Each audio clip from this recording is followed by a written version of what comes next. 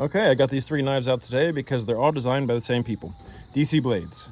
Now these 2 are made by Shieldon knives, and now this one over here is made by Ameight or Migaron, like a sister company, I guess. But yeah, this one was from Amazon, $59.99, aluminum handles, frag handles, reversible pocket clip that is titanium. 14C28 in steel, that's what it was. I couldn't remember what I was gonna say. This is the Shieldon Rev. This is 154 cm steel, Ultim handles with steel liners. This is the Shieldon Rev. This is CPM S35V in steel with titanium handles, full-length titanium back spacer, milled titanium pocket clip with the ceramic ball.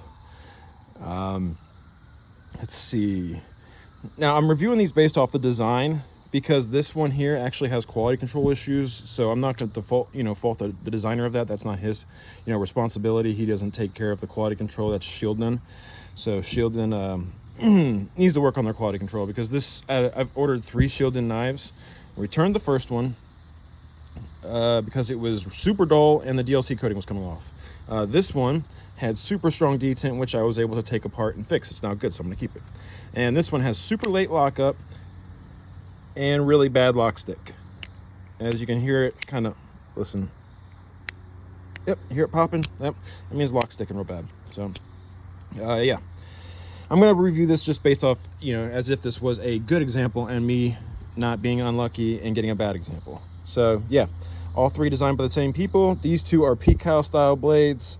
Pikal, I'm probably saying it wrong. I don't know much about Pikal blades. I know they're like defensive blades, martial arts blades, and I'm not qualified to review them in that capacity. I'm just kind of showing you the features, what they look like, action, things like that. Kind of just normal knife review stuff. So yeah, this was $59 on Amazon. I forgot to say the price on these 2. This one is $99.99 on Amazon or White Mountain Knives. They're on sale right now for, I think, half off. I got this for $59.99 plus 10% off. I think it was $54 out the door. This is usually $160-ish. I got this for $92.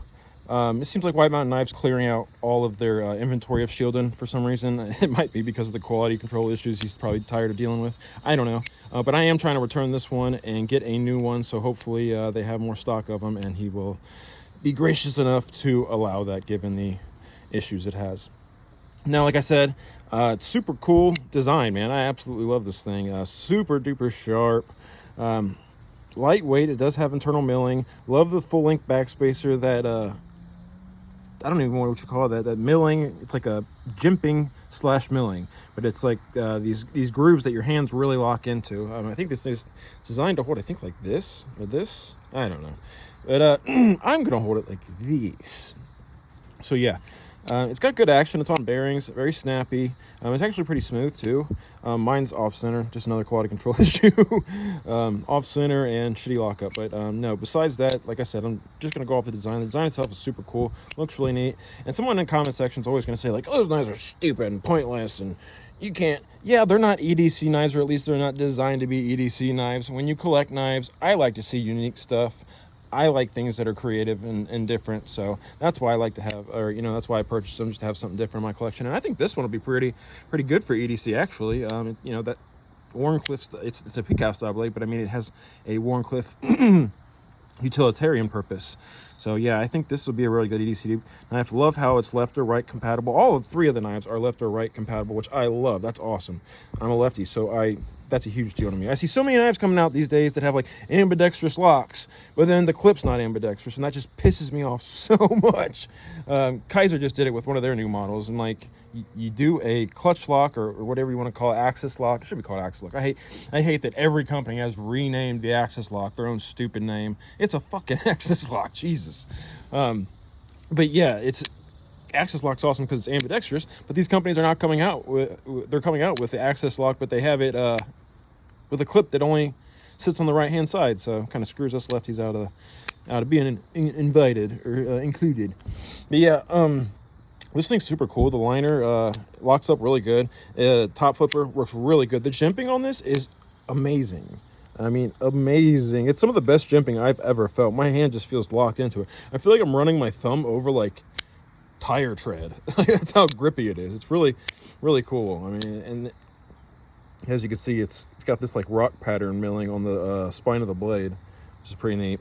This thing looks like it's off center. I got annoyed because I've seen several reviews for this knife and nobody talks about this. They don't go into features. They're just like, yeah, it's so cool. And then that's the end of the review. It's no, talk about the features. Because I bought this knife the first time, and like I said, I returned it because the blade was all janked up, but I thought it was off center too. And it's not. It's designed to be like that. I'm 99% sure. If you look, my blade, sorry, I can't see through my camera because it's so bright out here on my screen. It's just like being like just overridden by the sun. But if you look down in there, my blade centers, or I mean, it favors the left side. It's not centered. But if you look at the blade itself, it's not touching the scales or even favoring one side of the scales. So it is centered. I think the grind is just supposed to be that way because my first one was like that too. So reviewers out there, maybe you should mention that so that when people buy this knife, they're like thinking my knife's off center. It's supposed to be that way. So yeah, to people out there that buy this knife, I'm pretty sure it's supposed to be that way.